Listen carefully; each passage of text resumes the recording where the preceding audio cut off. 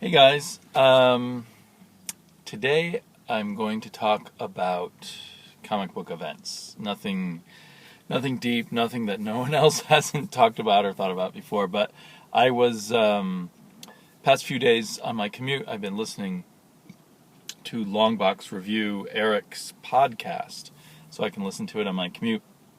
And he and Travis from Oddfellow Thoughts were talking about the Trinity Wars, and they were kind of going through it blow by blow.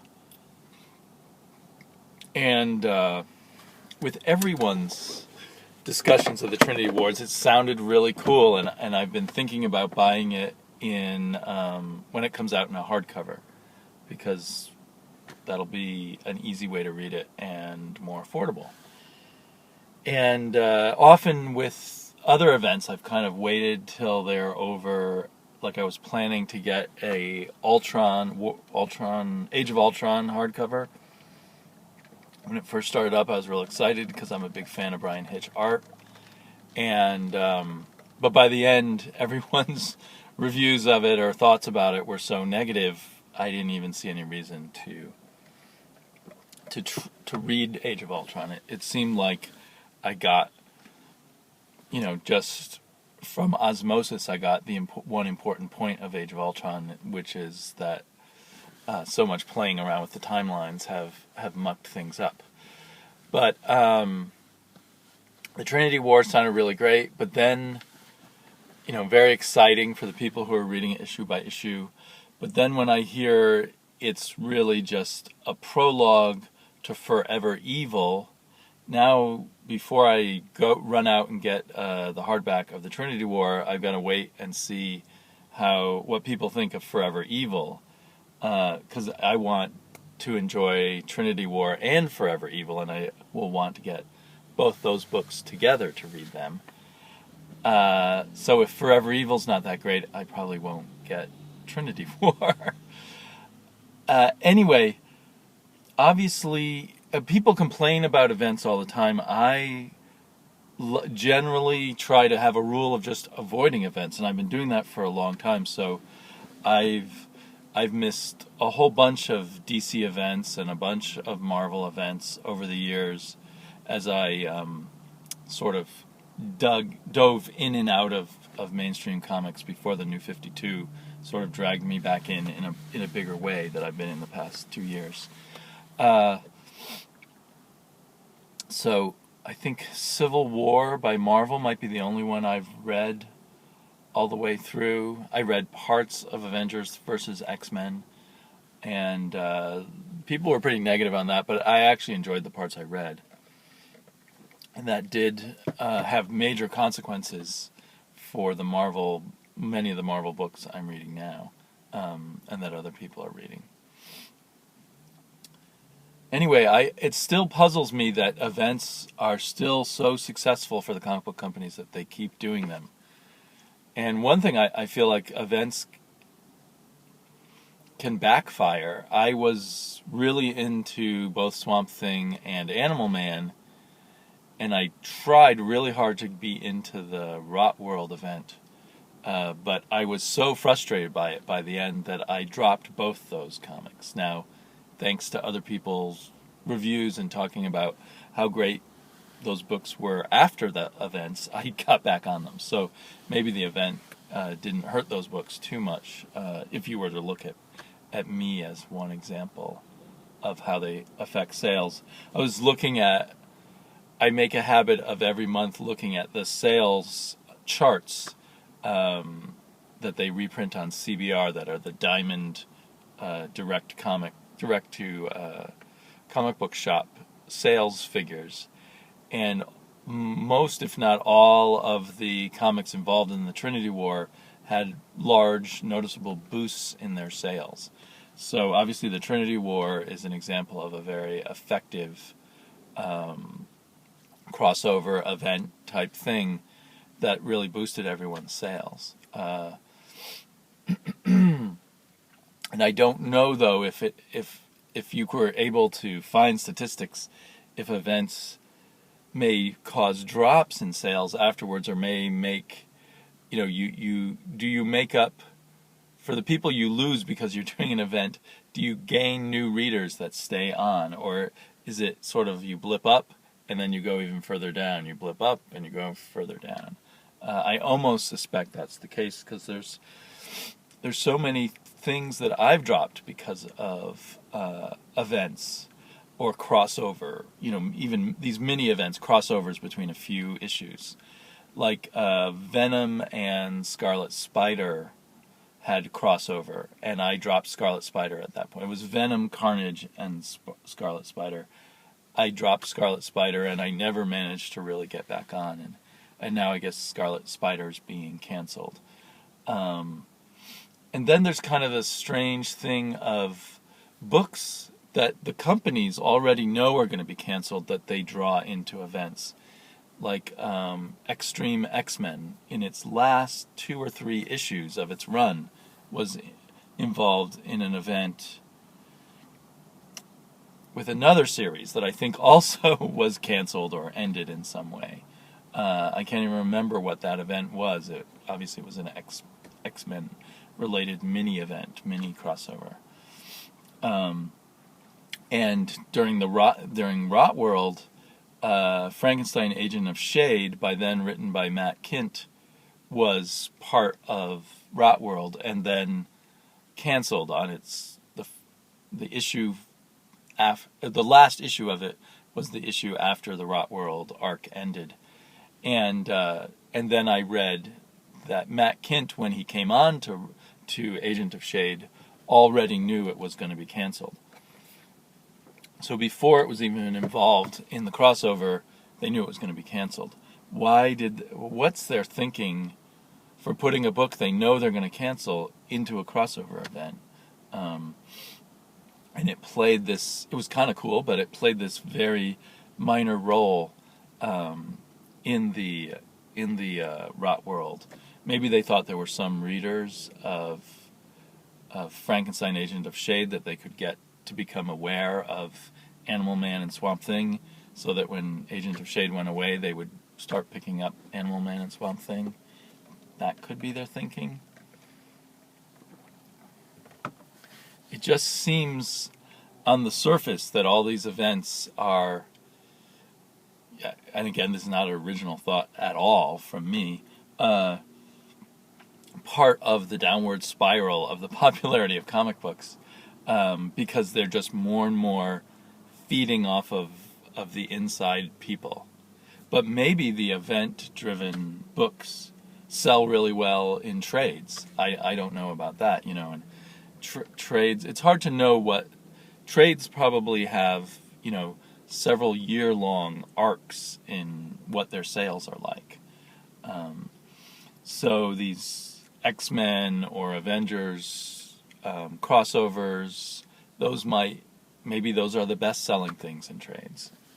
I don't really know. Although the biggest selling stuff in trades seems to be Image Comics.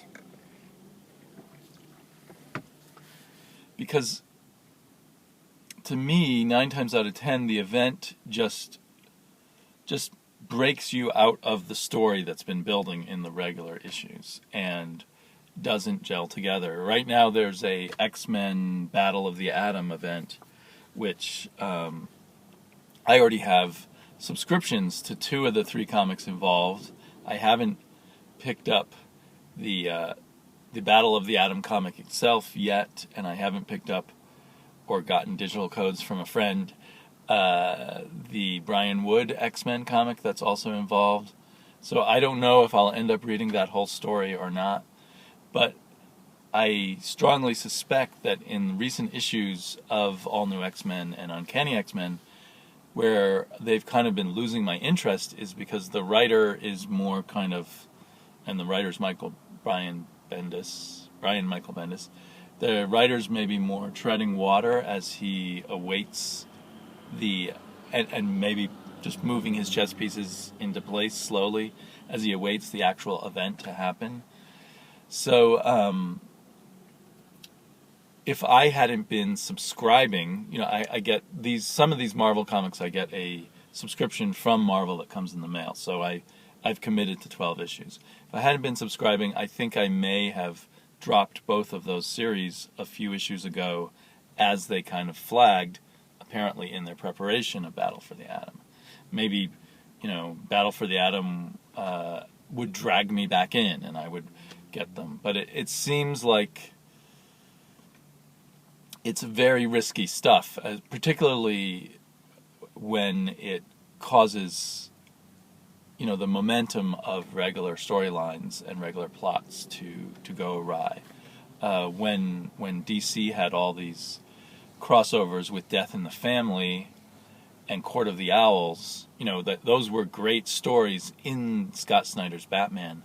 But in some cases, in the crossovers in the Bat family, they often, like in Batman and Robin, I think because of Court of the Owls, it really felt like the storyline that had been going on in Batman and Robin got truncated and shortened. Or maybe that was with Death in the Family too, although there was a really cool Death in the Family Batman and Robin book in there. So there's mixed results, of course, but it just seems like the overall effect is hurting comics in general. And I don't know if they have an awareness of this. I've seen writers complain about it here and there, like Jim Starlin said he would never write for DC and Marvel again because all this event stuff just kind of, and all the endless continuity control from the editorial level just made writing it no fun. And now he's back at DC writing. So maybe that's because economics, his indie work just wasn't selling. I've been barely aware of what he's doing in the indie world myself, even though I'm a Jim Starlin fan. I'm getting off track. But, and maybe part of the appeal of these big events is the fun for the editors. Maybe the editorial people are enjoying it, because I think it becomes, when there's multiple writers, it becomes more of a editor-guided kind of thing sometimes. Although at Marvel often it sounds like Brian Michael Bendis is in charge. But, like 52 back, which I'd never read, and some other DC events, at least when I've listened to interviews with Dan DiDio, he gets very excited about those, and he may enjoy that because he, works at a kind of top level, editorial level, and those long events, become more his project or the project of other sort of upper echelon editors. So, I don't, again, just like always, this is just trivial conjecture. Because the events annoy me, I have conjecture about them. But I think a lot of people, even though they complain about the events, are then tempted back in to try them because there's cool aspects about them. Battle of the Atom, that's just a cool name. Well, Battle of the Atom and XMen from 3 different times, it sounds like a lot of fun.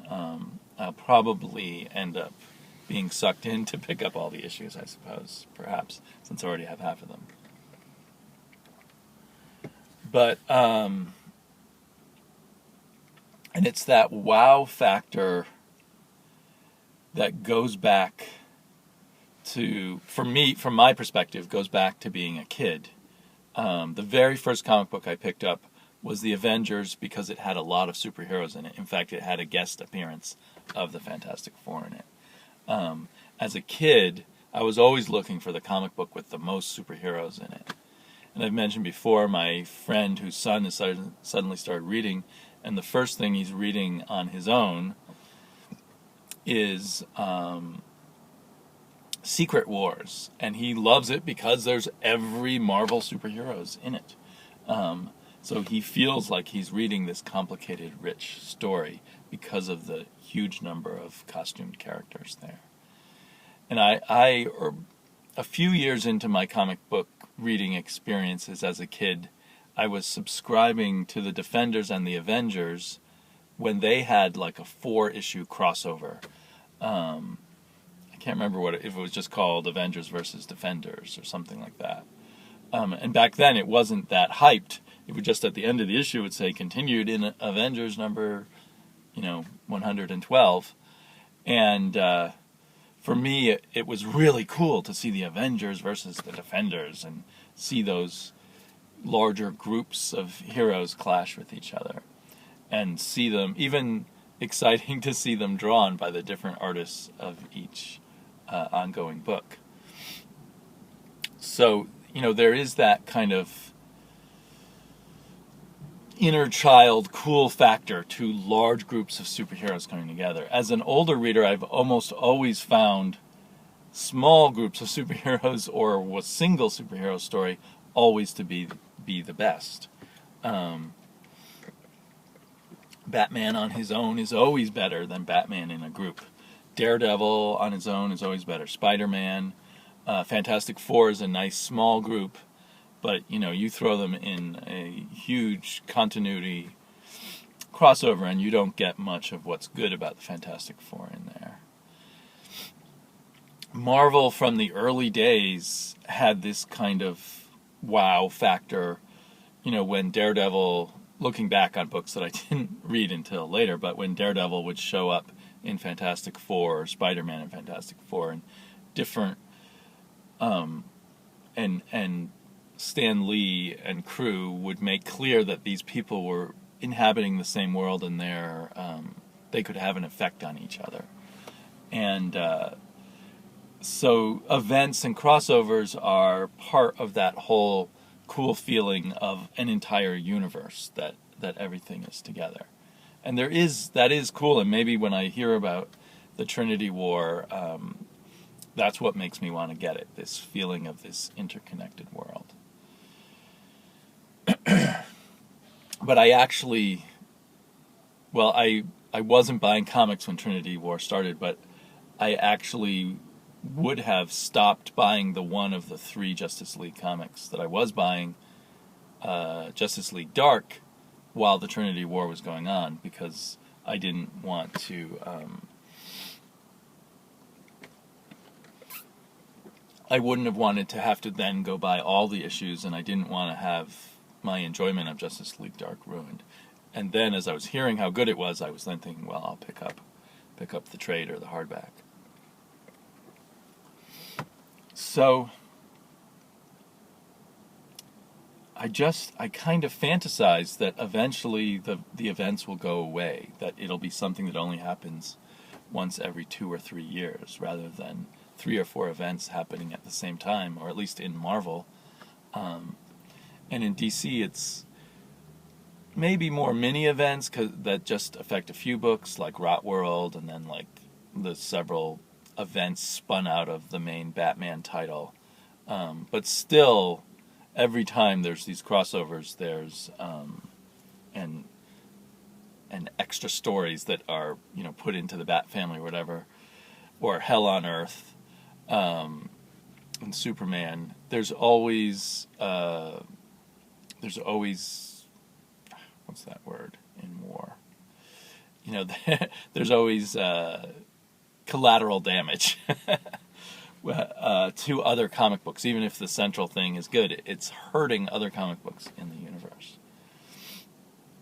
So, I gotta hope that the sales eventually spiral down.